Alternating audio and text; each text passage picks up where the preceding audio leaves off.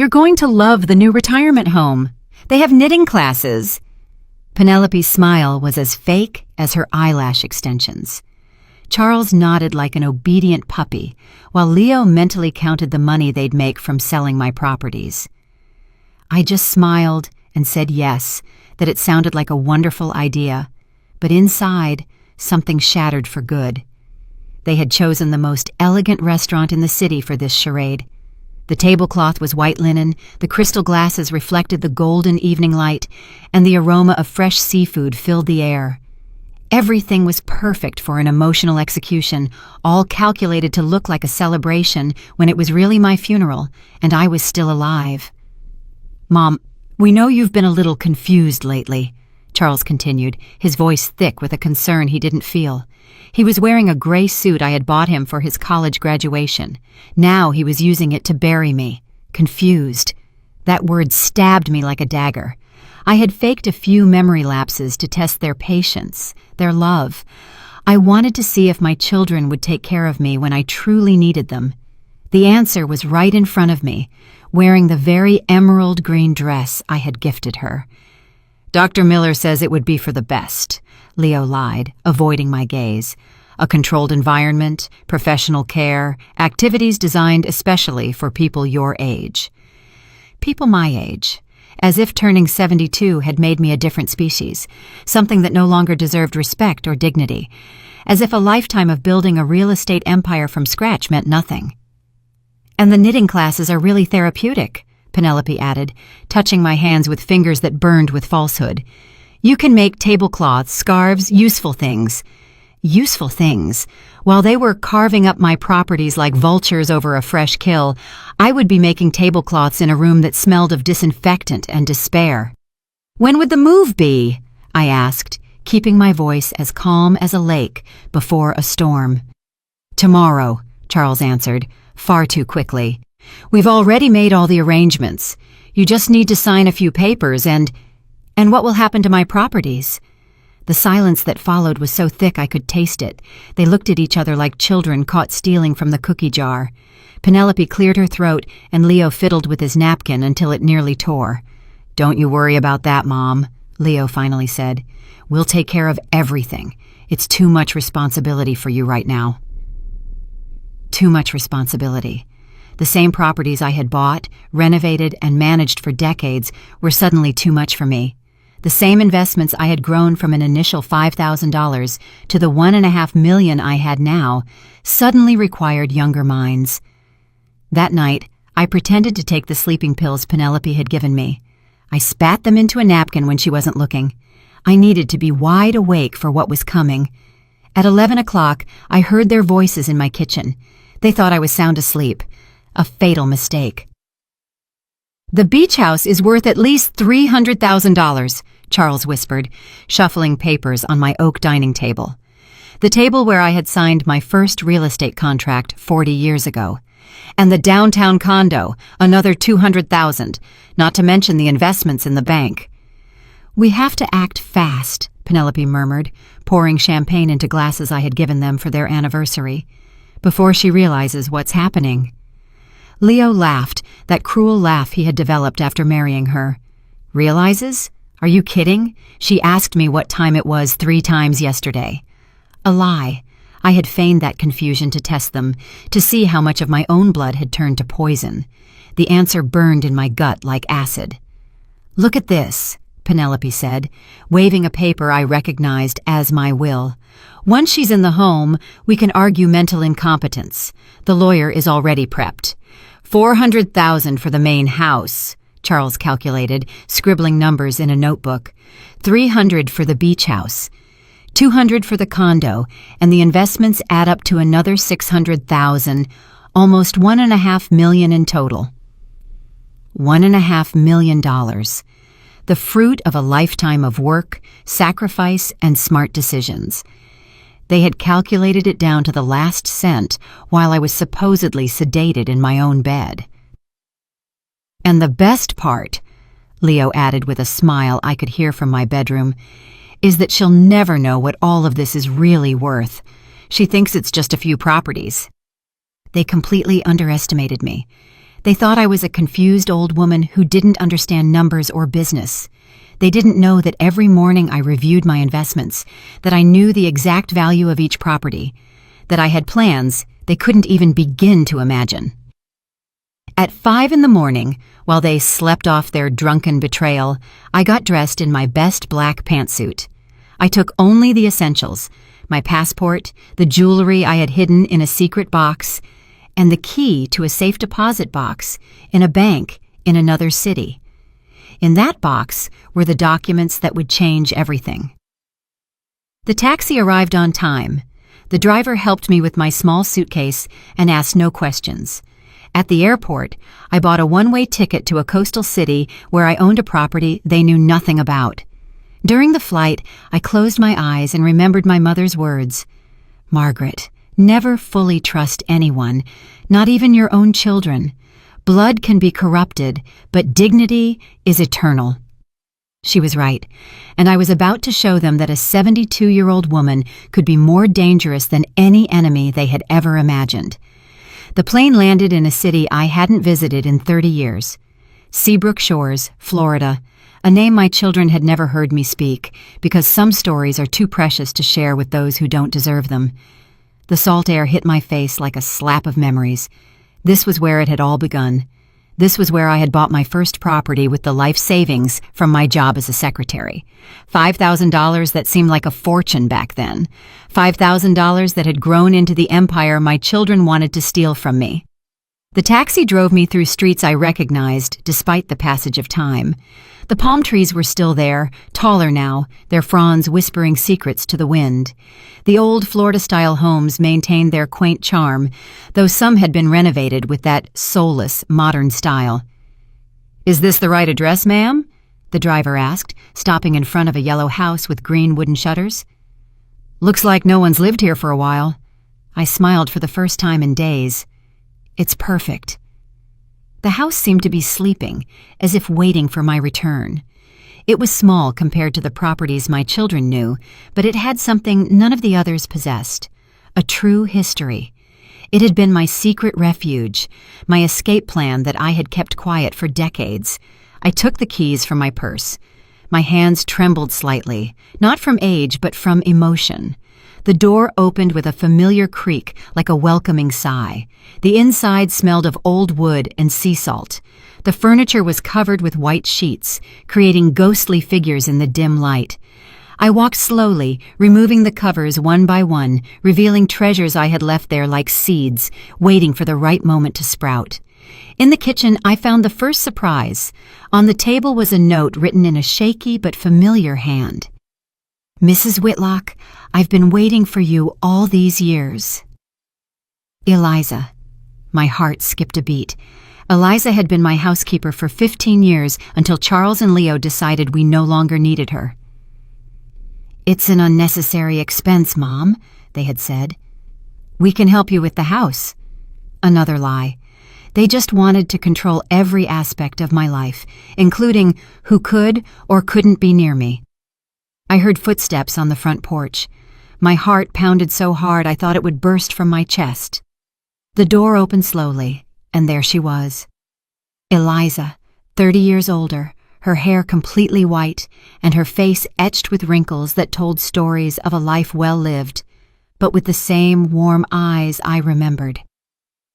"I knew you'd come," she said simply, as if only days had passed instead of decades. "When I heard what your children were planning, I knew you'd find a way to get here." "How did you know about my children?" Eliza smiled sadly.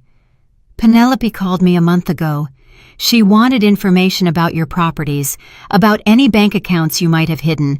I told her I didn't know anything." Of course, Penelope had been digging. It wasn't enough to steal what they knew about. They wanted to make sure there were no hidden treasures. The irony was delicious. They had called the one person who truly knew all my secrets, and she had protected me. "But I did know," Eliza continued, approaching me with slow but steady steps. "I knew about this house. I knew about the documents you kept here. I knew about your plans. And I've been taking care of everything, waiting for this day." My eyes filled with tears I couldn't hold back. For the first time in months, someone was looking at me like a whole person, not as an obstacle or a source of money. "The documents are safe," Eliza whispered, taking my hands in hers. "I checked on them every month. I made sure they didn't deteriorate. Your plan is still intact." My plan. I had started designing it 30 years ago when I realized my children saw my properties as their guaranteed inheritance, not as the result of my hard work. I had created a protective web so complex that not even the best lawyer could easily unravel it. "Where are they?" I asked, my voice barely a whisper. Eliza led me to a back room I didn't remember. It had been converted into a small office with metal filing cabinets and a small safe embedded in the wall. "The combination is still the same," she said, pointing to the safe. "Your husband's birthday." My dear Richard, he had passed away 10 years ago, but his wisdom continued to protect my future. "Never put all your eggs in one basket, Margaret," he used to say, "and never let anyone else control your destiny, not even your children." I opened the safe with hands that no longer trembled. Inside were all the documents I had hidden for decades. Deeds to properties my children didn't know existed, investments in international banks, a completely different will from the one they had photographed. But the most important thing was a thick folder marked with the initials HC, Hope Center. "Do you remember your dream?" Eliza asked, watching me as I reviewed the papers. "You wanted to create a place where older women could live with dignity, where they wouldn't be treated like burdens or nuisances." Of course I remembered. It had been my secret obsession for years. A home for women my age who had been abandoned by their families, betrayed by their children, or simply forgotten by a society that discards anyone who no longer produces money. "Everything is ready," Eliza continued. "The permits, the blueprints, the funds set aside specifically for this project. It just needed you to come back to activate it." Tears streamed down my cheeks uncontrollably. For months, I had felt my life was falling apart, that I had lost all purpose. But here was the proof that I had always had a bigger plan, a mission that transcended my children's pettiness. "Is there anything else?" Eliza said, pulling a cell phone from her purse. "Mr. Cromwell has been waiting for your call." Mr. Cromwell, my trusted lawyer, the only professional who knew the full extent of my plans. I had hired him in secret 5 years ago, paying him with funds from accounts my children would never discover. "Is he still reliable?" I asked, though I already knew the answer. "More than ever. His own son tried to have him committed last year. He understands exactly what's happening." I took the phone with renewed determination. It was time to begin the next phase of my plan, the phase that would turn my apparent defeat into the sweetest victory of my life. I dialed the number I had memorized years ago. Mr. Cromwell answered on the second ring. "Margaret." His voice sounded relieved and excited. "I knew you'd call today. Are you ready to begin?" "More than ready, Mr. Cromwell. It's time to remind my children who I really am." "Everything is set for tomorrow," Mr. Cromwell said over the phone, his voice filled with a satisfaction I could feel through the line. "Your children have called a family meeting for 10 in the morning at your house. They think they're going to sign the papers to transfer your assets." I smiled as I watched the ocean from the window of my secret refuge. The waves crashed against the rocks with a fury I understood perfectly. "Who will be there?" "Charles, Leo, Penelope, and they've also invited Tobias, your older brother. Apparently they want family witnesses to make everything look legal and transparent." Mr. Cromwell chuckled ironically. "The lawyer they hired will also be there, a Mr. Evans, who has a reputation for being, let's say, ethically flexible." Tobias, my older brother, who had always envied my success in business. Ever since I inherited the family home 15 years ago, he had tried multiple times to convince me to sell it and split the money. Of course he would be there, like a vulture smelling a carcass. "And our plan?" "Perfect. I'll arrive at 10:30 when they're all gathered and feeling confident. I have all the original documents, the recordings we made last year, and the special surprise we prepared." The special surprise. A video I had recorded 2 years ago when I sensed this day might come. In it, I explained my reasons in detail, my true plans, and revealed secrets about my children that they thought were buried forever. "Eliza will be with me," I added, looking at my faithful friend who was making coffee in the kitchen with the ease of someone who had never left. "She has information that will be very enlightening." "Excellent. The more credible witnesses we have, the better. Are you sure you want to do this? Once we start, there's no turning back." I thought of Penelope's fake smile, Charles's lies, Leo's greed. I thought of the years I had sacrificed to build a future for children who only saw my death as a business opportunity. I've never been more sure of anything in my life. That night, Eliza and I stayed up late, reminiscing about old times and planning the future. She told me what her life had been like after my children fired her. "I got a job with a family in the city," she recounted as we drank chamomile tea, "but I never stopped thinking about you. Every month I'd come to check on this house, to make sure everything was in order for when you returned." "How did you know I would come back?" "Because I know you, Mrs. Whitlock. You're not one to give up. And because 5 years ago, when you started suspecting your children, you asked me to keep this a secret. You told me, if I ever disappear, look for me here first." She was right. I had started to sense the betrayal years ago when I noticed strange glances between my children, conversations that stopped when I entered a room, questions that were too specific about my finances. "There's something else you should know," Eliza continued, her expression turning serious. 3 months ago, Penelope came to see me. She didn't just want information about your properties. She also asked about your mental health, about whether I had noticed any signs of dementia or confusion. My blood ran cold. "What did you tell her?" "I told her you were the sharpest woman I knew, that your mind was like a steel trap. She got very upset when I didn't give her the answer she was hoping for." Of course, they needed to build a case of mental incompetence to justify their theft.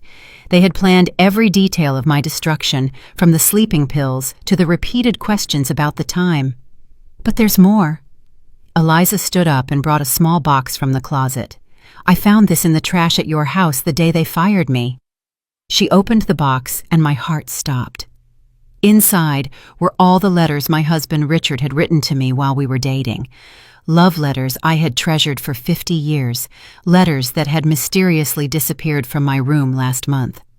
"They threw them away," Eliza whispered, "as if they were garbage. Love letters from your husband, treated like trash." I took them with trembling hands. The yellowed paper still held the faint scent of the cologne Richard used to wear. Every letter was a memory, every word a promise fulfilled. And my children had discarded them as if they had no value. Why would they do this? "Because anything that represents true love bothers them," Eliza answered, with a wisdom that comes from years of observing human nature. "Your love for your husband, your generosity toward them, your work building a future, all of it reminds them of what they are incapable of feeling." That night, I couldn't sleep. I reread every one of Richard's letters, remembering the man who had loved me for who I was, not for what I owned. He had built the first business with me, celebrated every success, and comforted me in every failure. "Margaret," he had written in one of his last letters, "you are stronger than you think. If I'm ever gone, remember that your worth isn't in what you have, but in what you give. And if anyone ever tries to take that from you, you fight. Fight with all the fury of a woman who knows her worth." My worth. For months I had allowed my children to make me feel useless, confused, incapable. I had played the part of the vulnerable old woman because a part of me wanted to believe they would protect me. But Richard was right. My worth didn't depend on their love or respect. It depended on me. At 8 in the morning, Mr. Cromwell called to confirm the final details. "Your children are very nervous," he reported with amusement. "Apparently, they've been calling the police all night reporting you missing." Missing? Of course. I'm supposed to be senile and confused, remember? A woman in my condition can't just disappear without help. They're building the case that someone kidnapped or manipulated me. The irony was perfect. While they were reporting my disappearance as a victim, I was orchestrating my return as an avenger. "Are you ready?" Mr. Cromwell asked. I looked at my love letters. I looked at Eliza laying out my best black dress. I looked out at the sea that had witnessed my first dreams. I had spent 72 years learning who I truly was. It was time to teach them the most important lesson of their lives. I'm ready to reclaim what's mine. The drive back felt like a triumphal procession. Eliza sat beside me, silent but as steadfast as a guardian. Mr. Cromwell followed in his car, carrying the documents that would change everything. And I, dressed like the CEO I had always been, prepared for the most important business meeting of my life. The meeting where I would teach my children the difference between a helpless old woman and a woman with 72 years of experience destroying those who underestimate her. The taxi stopped a block from my house. I could see several cars parked out front: Charles's gray BMW, Leo's white Mercedes, and an unfamiliar car I assumed belonged to the corrupt lawyer they had hired. Tobias's red truck was also there, confirming that my brother had come to join the feast. "Are you sure you want to do this?" Eliza asked for the third time, though her eyes shone with a determination that said otherwise. "More sure than ever." Mr. Cromwell had arrived 10 minutes before us and was waiting in his car, reviewing the documents one last time. I walked up to his window, and he rolled it down with a smile that promised justice. "Everything's ready," he said, showing me a digital recorder. "I have the confessions we recorded last year when you suspected this might happen. I also have the certified copies of all the real documents, not the forgeries they think exist." Recording the confessions had been my idea, a kind of insurance against the betrayal I sensed was coming. In those recordings, Charles and Leo openly admitted they were waiting for me to die to inherit, that they considered my properties theirs by right, and that they saw me as an annoying obstacle to their plans. And the video? Loaded and ready. When the time comes, I'll press play, and their own words will destroy them. I walked toward my house with steps that echoed like hammer blows on the pavement. It was strange to see my own home as enemy territory, but that was exactly what it had become. The invaders had taken my castle, believing the queen had fled forever. A fatal mistake. I rang the doorbell of my own house. The symbolism was perfect. They had taken over my life so completely that I had to ask permission to enter my own home. Penelope opened the door. Her face went through a fascinating sequence of emotions: surprise, fear, rapid calculation, and finally, that fake smile I knew all too well. "Margaret! My God, we were so worried," she exclaimed with an Oscar-worthy performance. "Where have you been? We called the police, checked hospitals." "I was thinking," I replied simply, walking into my house as if seeing it for the first time, "and making some important decisions." Charles came running from the living room, followed by Leo and Tobias. Their faces showed a mixture of relief and panic that was delicious to watch. "Mom, you had us worried sick," Charles said, trying to hug me. I stepped back gently but firmly. "Worried about me or worried about your plans?" I asked in a calm voice. The silence that followed was so thick I could feel it pressing against my skin. Leo cleared his throat nervously, while Penelope exchanged quick glances with Charles. "I don't know what you mean," Leo muttered, but his voice trembled in a way that gave him away completely. "I think you know exactly what I mean."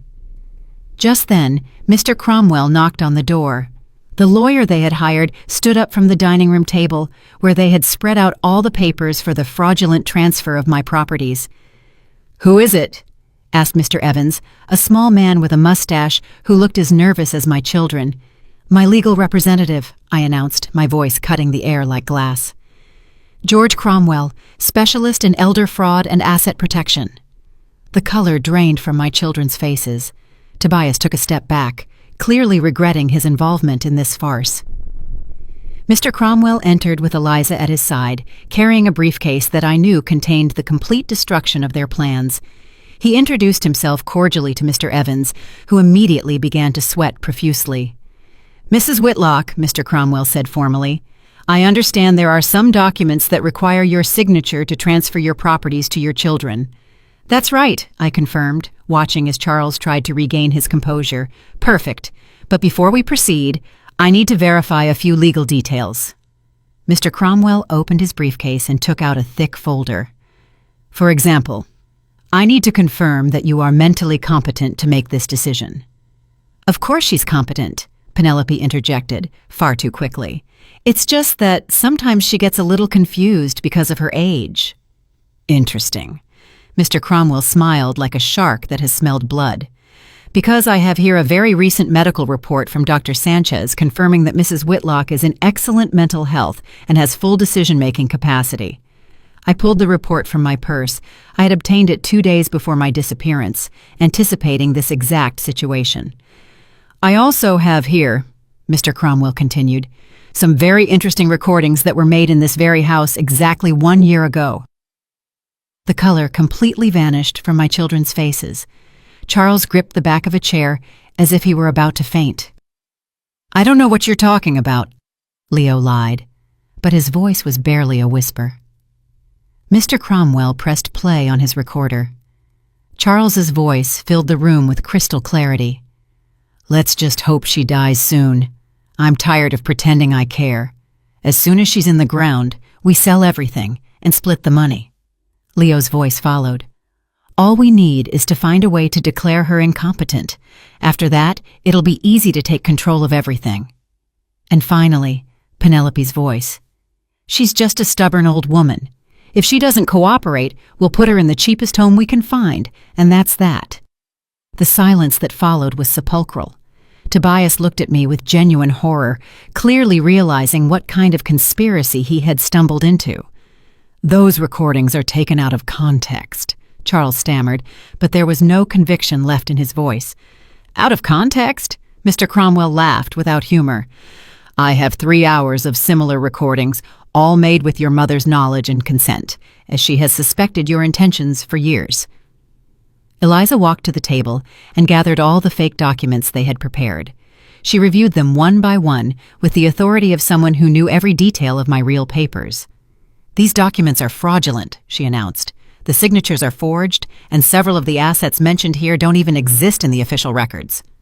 That's impossible, protested Mr. Evans, but he was already packing his things, clearly wanting to flee the situation. It's very possible when someone has been planning to rob their own mother for years, I said finally, my voice filled with an authority that had been dormant for too long. And it's especially possible when that mother is much smarter than you ever imagined. Mr. Cromwell then took out the envelope containing the video I had recorded 2 years ago. The video where I revealed not only my true plans, but also some secrets about my children that would destroy them completely. Now, I said, sitting at my own table like the CEO I had always been, it's time to talk about the consequences of betraying the woman who gave you life. Their faces were perfect portraits of absolute terror, and I was just getting started.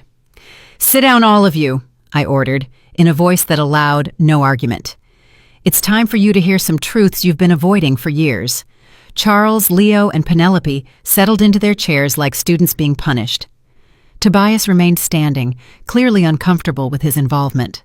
Mr. Evans had tried to slip away, but Mr. Cromwell had discreetly blocked his exit.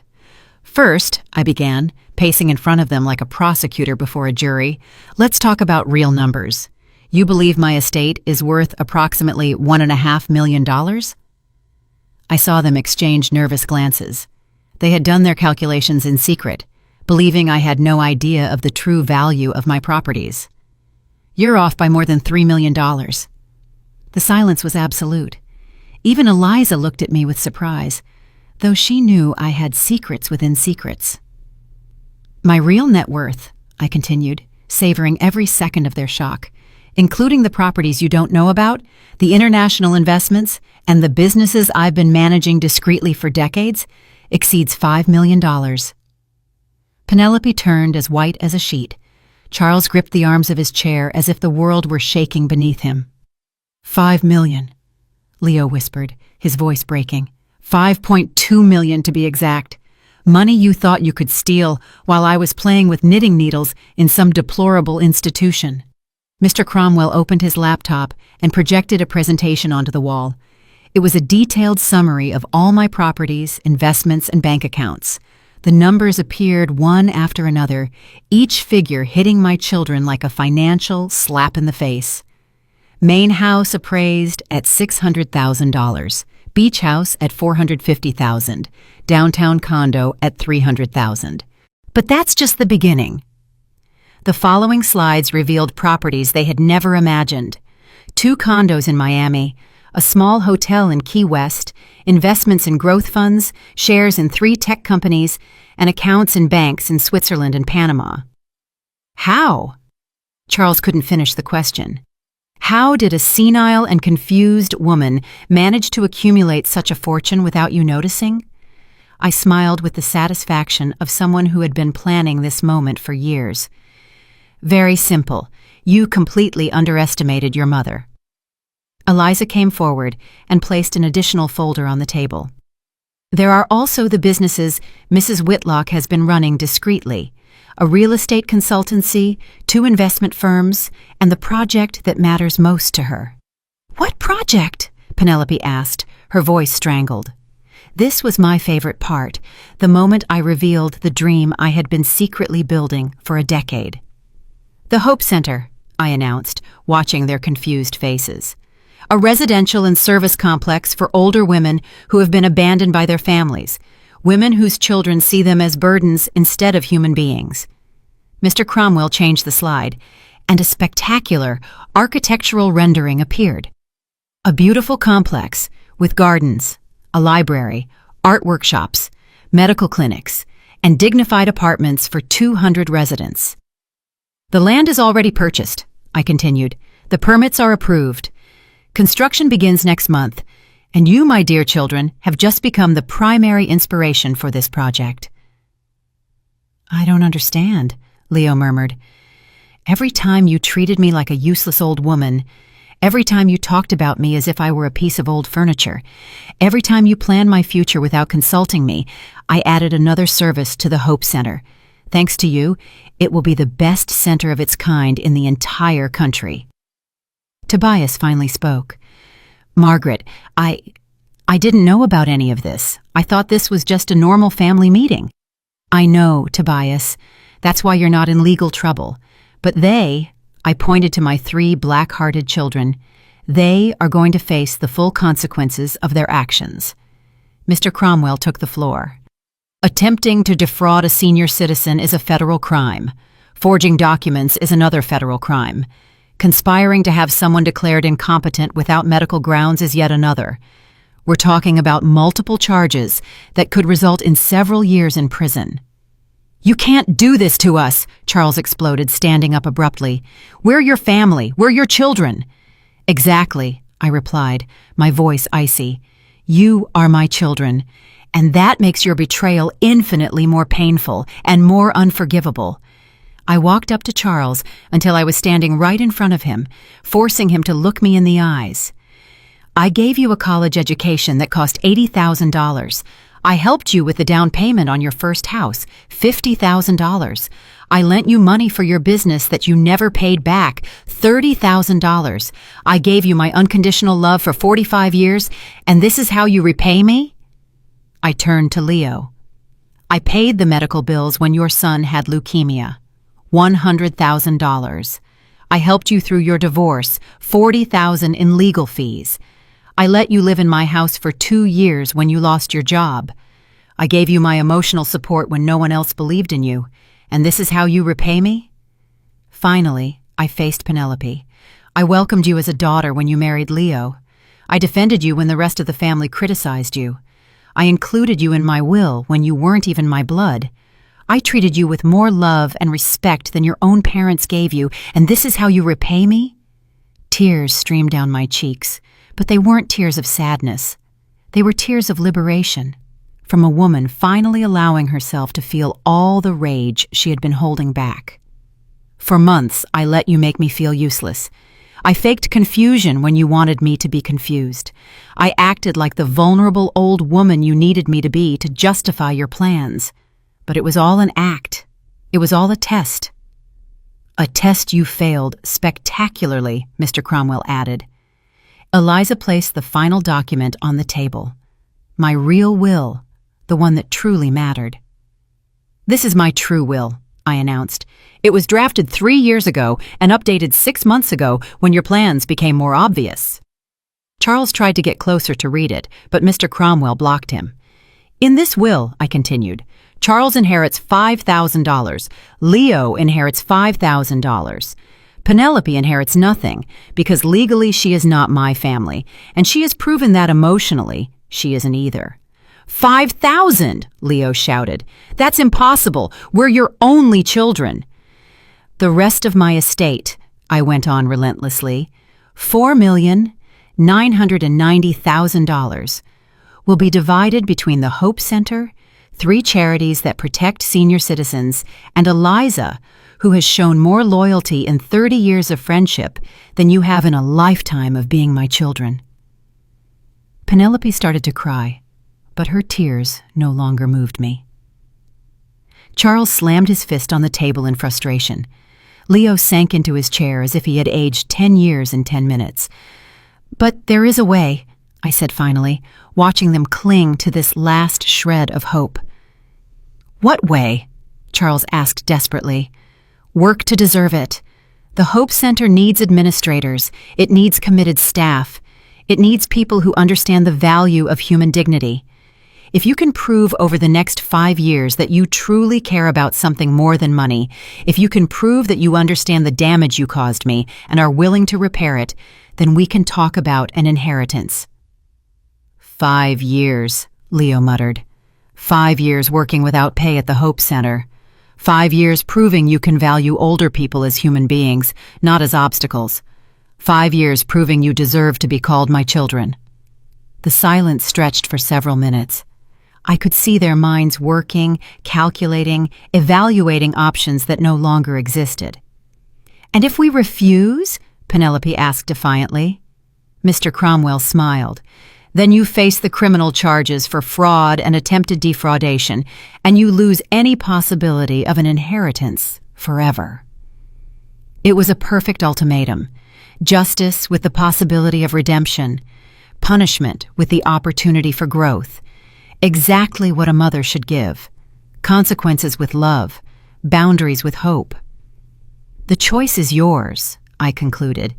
You can leave right now and never see me again. Or you can stay and begin the long road to regaining my respect and your own dignity.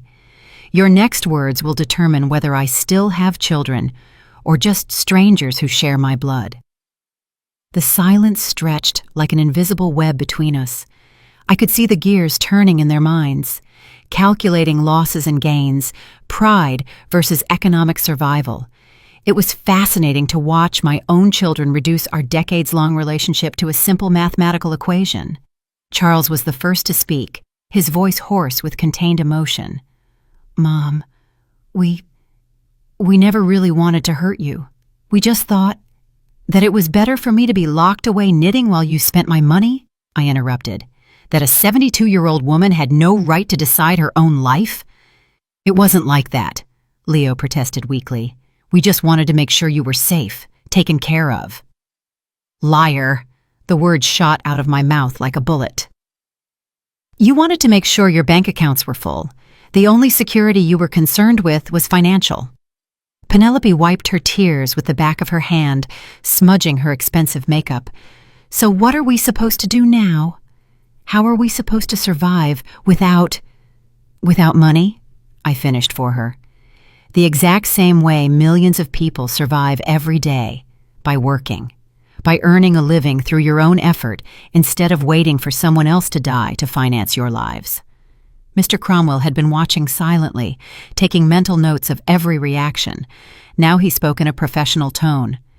You have 24 hours to make a decision.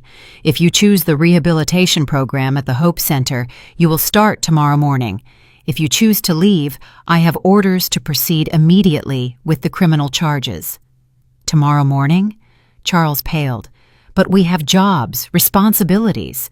You had jobs, I corrected. Now you have a chance at redemption that, frankly, you don't deserve. I walked to the window, looking out at the garden I had tended for decades. The roses I had planted were still blooming, oblivious to the human drama unfolding behind them. Nature had that wisdom. It grew, it flourished, it created beauty regardless of betrayals or disappointments. "Do you know what the most painful part of all this has been?" I asked without turning around. "It wasn't discovering you planned to rob me. It wasn't hearing you count my money like vultures. The most painful part was realizing that you never really knew me." I turned back to them, watching their confused faces. For 72 years, I have been a woman who fights, who builds, who dreams. I started with $5,000 and turned it into over $5 million. I built a real estate empire with no one's help. I navigated a business world dominated by men and came out victorious. I raised 2 children while managing properties and making investments. My voice rose, filled with decades of accomplishments they had systematically ignored. "And you reduced me to a confused old woman who needed knitting classes. You saw me as an obstacle instead of the woman who built everything you wanted to inherit." Eliza came over and placed a hand on my shoulder. Her presence calmed me, reminding me that not all relationships are based on convenience. "Is there anything else you should know?"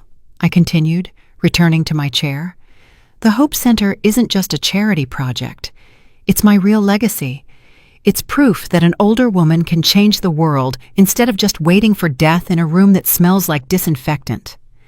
Mr. Cromwell changed the presentation on his laptop, showing the detailed plans for the center. It was beautiful. Modern buildings surrounded by gardens, spaces for art and music, a specialized library, medical clinics, and apartments that truly looked like homes. 200 women will live here, I explained. Women who were abandoned by greedy families, women who lost everything in late-life divorces, women who simply need a place to grow old with dignity. "It's impressive," admitted Tobias, who had remained quiet during the confrontation. "When do you plan to open?" "Construction begins in 6 weeks. The first phase will be ready in 18 months. And if my children decide to participate in their redemption, they will help build it." "What kind of work would we have to do?" Leo asked cautiously. "All kinds of work," Eliza answered before I could. "Cleaning, gardening, administration, resident care, real work, honest work. Work that will teach you the value of serving instead of being served." "But we don't know how to do that kind of work," Penelope protested. "You'll learn," I said simply. "The same way I learned to do business when I was your age. The same way I learned to invest in the stock market when I was 50. The same way I learned to use computers when I was 60. The difference is, I did it for ambition and growth. You will do it for survival and redemption." Charles stood up and began pacing the room, his hands trembling slightly. "This is surreal. 2 days ago we thought, and now, 2 days ago you thought you were the beneficiaries of a multi-million-dollar inheritance," I finished. "Now you know you are the protagonists of a lesson about the consequences of family betrayal." "And if we do it?" Leo asked. "If we work at your center for 5 years, will you really change the will?" The question I had been waiting for. The question that would determine if this was justice or vengeance. If, for 5 years, you demonstrate that you can value people for who they are instead of what they own, if you learn to give instead of just take, if you show the kind of character I had hoped I raised in you, then yes, I will modify the will. "How much?" asked Penelope, always direct when it came to money. "Enough for you to live comfortably, but not enough for you to turn back into the greedy people you are now. Let's say $500,000 each." $500,000. A fortune for most people, but only a fraction of what they had planned to steal. It was enough to reward real growth, but not so much as to eliminate the need to keep working and growing. "And the rest?" Charles asked. "The rest will remain with the Hope Center forever, to ensure that women like me are never again treated as burdens or inconveniences by their own families." Mr. Cromwell closed his laptop with a definitive click. "As I said before, you have 24 hours to decide. Tomorrow at 10 in the morning, you either arrive at the Hope Center construction site ready to work, or I file the criminal charges with the district attorney's office. He stood to leave, but before he walked out, he added, "And don't bother looking for other lawyers. I have copies of all the evidence in multiple locations. This is not a negotiation. It's an ultimatum." After Mr. Cromwell left, we sat in silence. The weight of the decision filled the room like toxic smoke. "Would you really have us arrested?" Charles asked in a small voice. "Were you really planning to put me in a nursing home while you sold my properties?" I countered. "Touché." Eliza came to my side.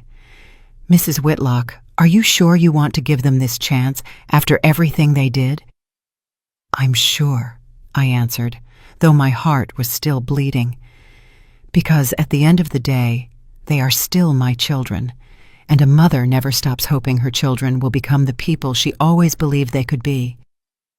It was my final gamble, my last hope that blood could be stronger than greed. Tomorrow, I would know if I had raised children or strangers. The next morning found me awake before dawn, making coffee in the kitchen, where my children had celebrated my supposed dementia with cheap champagne. Eliza had spent the night in the guest room, and together we watched the sky change from black to gray, waiting to see what decision my children had made. "Do you think they'll come?" Eliza asked, pouring coffee into the porcelain cups I had inherited from my mother. "Honestly, I don't know. Part of me hopes they do. Part of me hopes they don't. And I'm not sure which hope is stronger." At 8 o'clock, my phone rang. It was Mr. Cromwell. "Good morning, Margaret. Ready for the first day of school?" As ready as one can be to find out if I still have children or just strangers who share my DNA. "I've been at the site since 7, getting things ready. The foremen have been briefed on the special situation with the new volunteers." Volunteers. An elegant way to describe people working to avoid prison. "Any sign of them?" "Not yet, but there are still 2 hours to go." Eliza and I arrived at the Hope Center construction site at 9:30. It was my first time seeing the land since the prep work had begun, and a wave of emotion washed over me. There it was, my dream taking physical form. Tractors moved earth where therapeutic gardens would soon grow. Workers marked the foundations where the buildings would rise, housing women who had been discarded by their own families. "It's beautiful," Eliza murmured, taking my arm as we walked the grounds. "It's hope," I corrected. "It's proof that it's never too late to start something new, to change the world, to show that older women are not refuse waiting to be thrown away." Mr. Cromwell approached with a clipboard and a yellow hard hat. "Everything's ready. If they show up, they'll start with basic tasks: clearing the area, organizing materials, helping the workers with manual labor. And if they don't, I have an 11 o'clock appointment with the DA. 9:55, 9:57, 9:59. At exactly 10 o'clock, a taxi pulled up to the site entrance. My heart beat so fast I thought it would leap out of my chest. Charles got out first, wearing old jeans and a t-shirt I hadn't seen in years. Leo followed in work clothes he had clearly bought the night before. Finally, Penelope emerged from the taxi in athletic wear, her hair pulled back in a simple ponytail. They looked vulnerable, scared, human.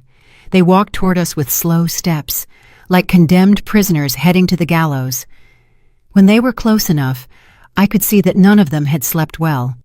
Their eyes were red, their faces gaunt from a night of impossible decisions. "We're here," Charles said simply. "I see that," I replied, keeping my voice neutral, though my heart was performing emotional acrobatics. "We've decided," Leo cleared his throat. "We've decided we want to try. We want to try to fix things." "Are you sure?"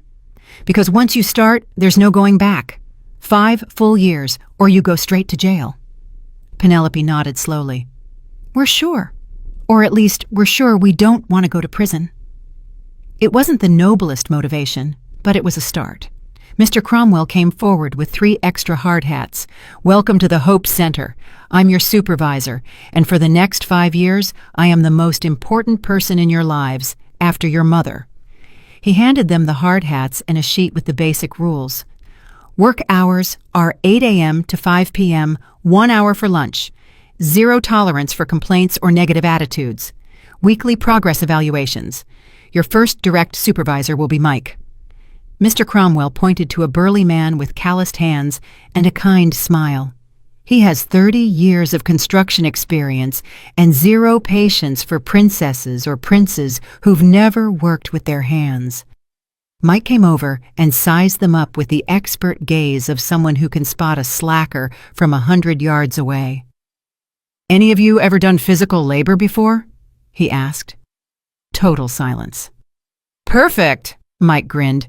"We'll start with something simple. See that pile of rubble?" He pointed to a mountain of broken concrete and rusted metal. "It needs to be moved from here to over there." He pointed to a spot about 200 yards away. "By hand?" Penelope asked in horror. "By hand," Mike confirmed. "Stone by stone, piece by piece. It's honest work for people who need to remember the value of effort." I watched them as they approached the pile of rubble as if it were an impossible mountain to climb. Charles lifted the first piece of concrete and immediately winced in pain. Leo tried to carry too much at once and nearly fell backward.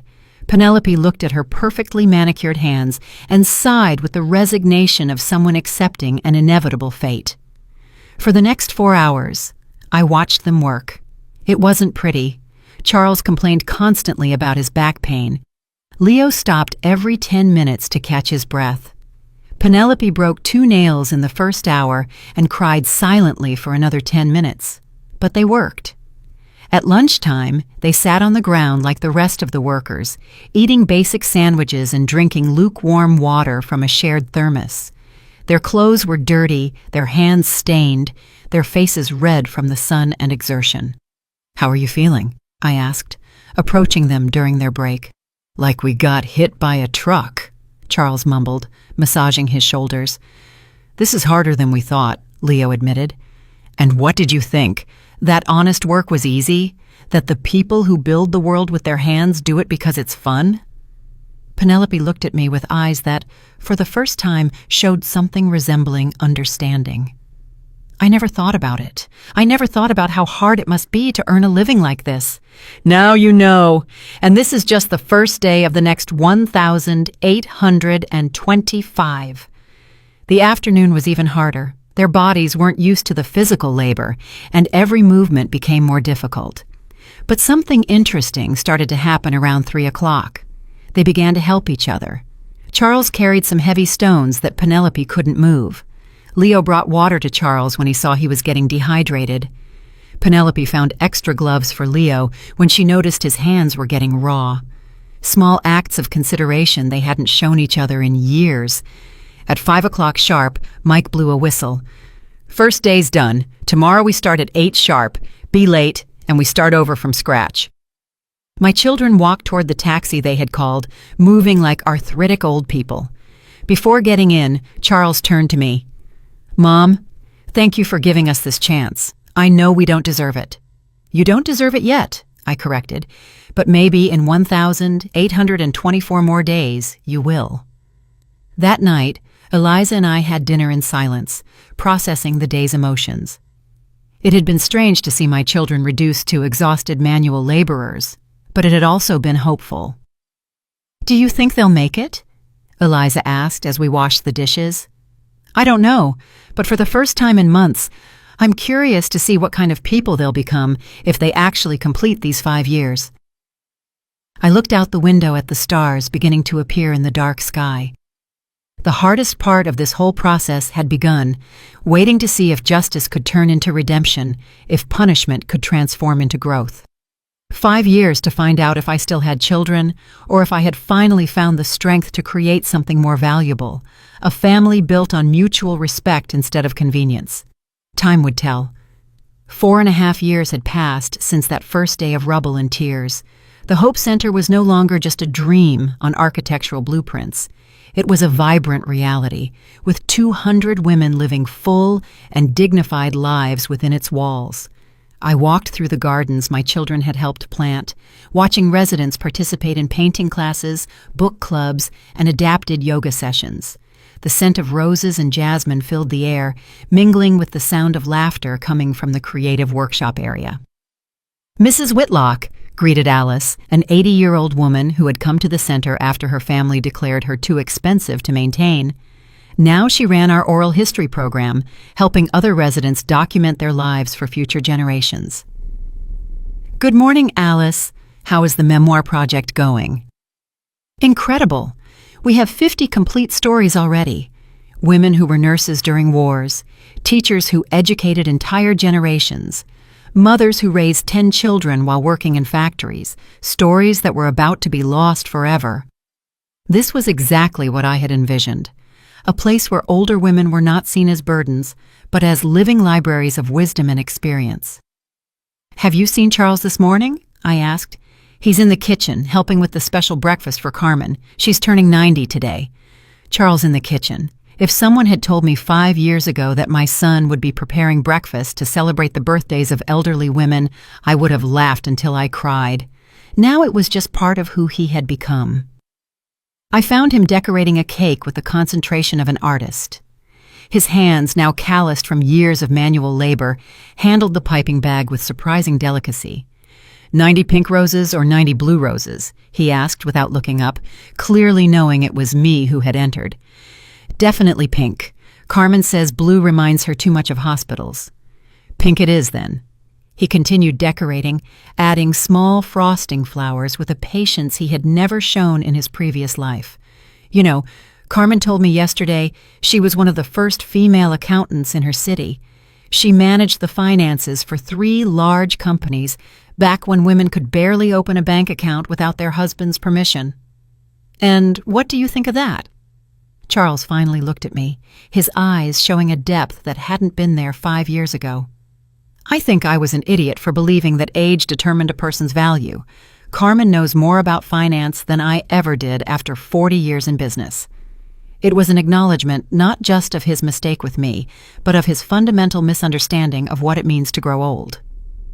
Where are Leo and Penelope?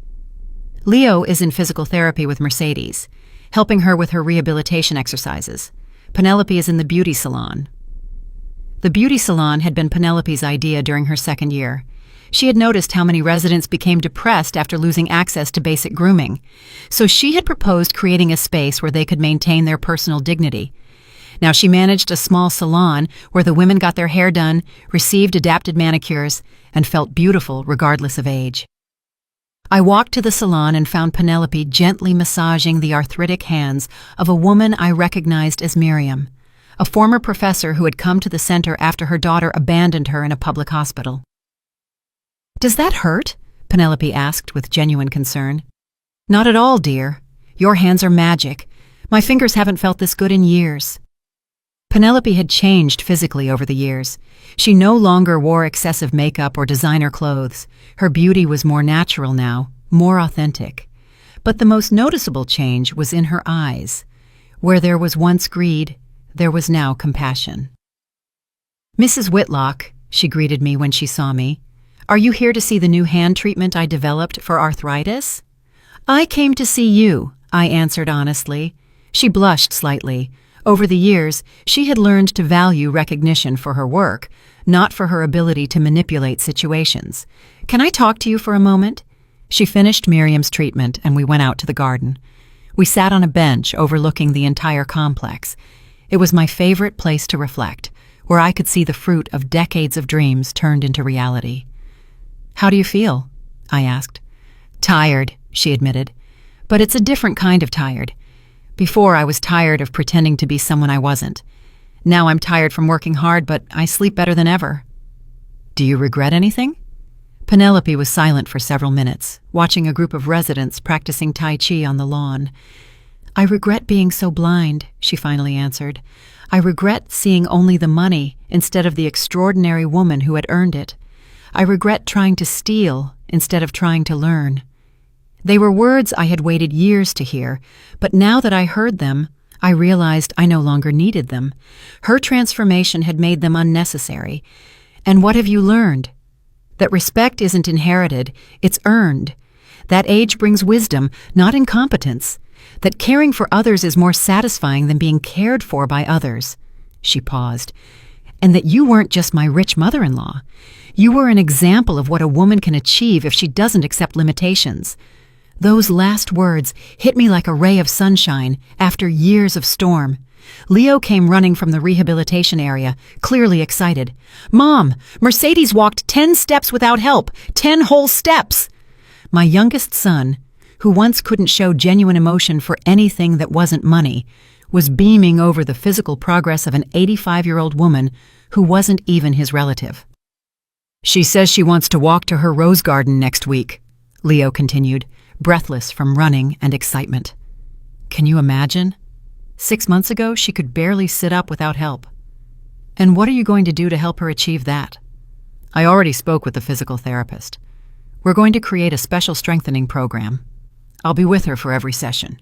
He stopped, realizing what he had said. If that's okay with you, of course. It was the first time in years he had asked my permission for something that clearly mattered to him for the right reasons. That sounds perfect, Leo. That afternoon, Mr. Cromwell came to visit for our monthly review meeting. We sat in my office at the center, surrounded by photographs of residents, certificates of recognition, and letters from grateful families. "How do you evaluate them?" he asked, reviewing his notes from the past few months. "They've changed in ways I didn't think possible," I admitted. "Not just in their work here, but in who they are as people." "Do you think it's genuine, or are they acting to impress you?" It was the question I had asked myself for months. At first they were definitely acting, but there's something about the work here, about caring for others, that reveals a person's true character. You can't fake compassion for 4.5 years. So I think my children have found versions of themselves they didn't know existed, versions that I like much more than the people they were before. Mr. Cromwell smiled. "And the will?" "The will can wait another 6 months. I want to see how they handle the final decision." "What final decision?" "In 6 months, their mandatory period ends. They will be free to leave and live their lives as they wish. The real question is, will they stay because they want to be here, or will they leave because they've served their sentence?" It was the ultimate test. Anyone can change temporarily when they have no options. True character is revealed when the options return. And if they leave, then I'll know I did the right thing by changing my will. And if they stay, then I'll know I've finally gotten my children back. That night, I had dinner with Eliza in the center's communal dining room, surrounded by the sound of cheerful conversations and laughter from women who had found a new family in their golden years. "Are you nervous about the next 6 months?" Eliza asked. "Curious," I corrected. After 76 years of life, I've learned that the best surprises come when you finally stop trying to control the outcome. 6 months later, the day I had been waiting for 5 years finally arrived. It was a perfect spring morning, the sun filtering through the blinds of my office as I reviewed the documents Mr. Cromwell had prepared for this special occasion. The modified will lay on my desk, sealed in an envelope that contained the final decision about my children's future. But first, I had to know what decision they had made. At 10 in the morning, Charles, Leo, and Penelope arrived at my office, dressed in their usual work clothes. Over 5 years, I had learned to read their emotional states by the way they walked, and today they looked serene, determined. "Good morning," I said, motioning for them to sit. "Do you know why you're here?" "Because today marks exactly 5 years since we started working here," Charles answered. "And according to our agreement, today we are free to go." "Exactly. Your legal obligation has ended. You no longer face criminal charges. You are no longer required to be here. You are completely free." The silence stretched for several minutes. I could see they had prepared for this moment, that they had discussed among themselves what they would say. "We've made a decision," Penelope finally spoke, her voice firm but filled with emotion. "I'm listening." Leo cleared his throat. "We want to stay, not because we have to, but because we want to." My heart stopped for a moment, but I kept my expression neutral. "Why?" "Because this place has become our home," Charles answered. "Because these women have become our extended family. Because the work we do here is the most important work we've ever done in our lives. And because, Penelope added, tears beginning to form in her eyes, we finally understand what you tried to teach us from the beginning, that life isn't about what you can take, but what you can give. I stood up and walked to the window overlooking the gardens. I could see Mercedes walking slowly but purposefully toward her favorite roses, exactly as Leo had promised she would. I could see Carmen teaching basic math to a group of younger women who had recently arrived at the center. And what about your lives outside of here? Your careers? Your personal plans?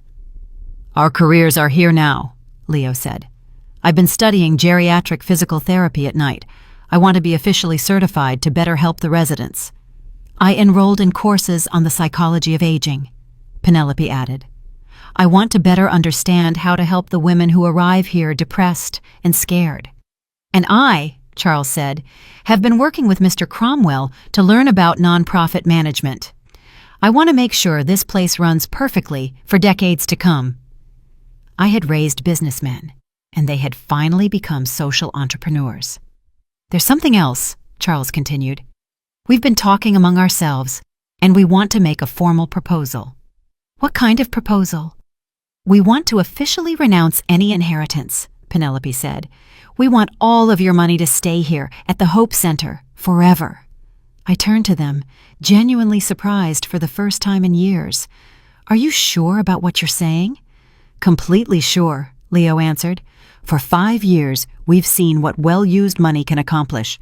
We've seen how this place changes lives, how it gives dignity to women who had lost all hope. We don't want to be heirs to your fortune.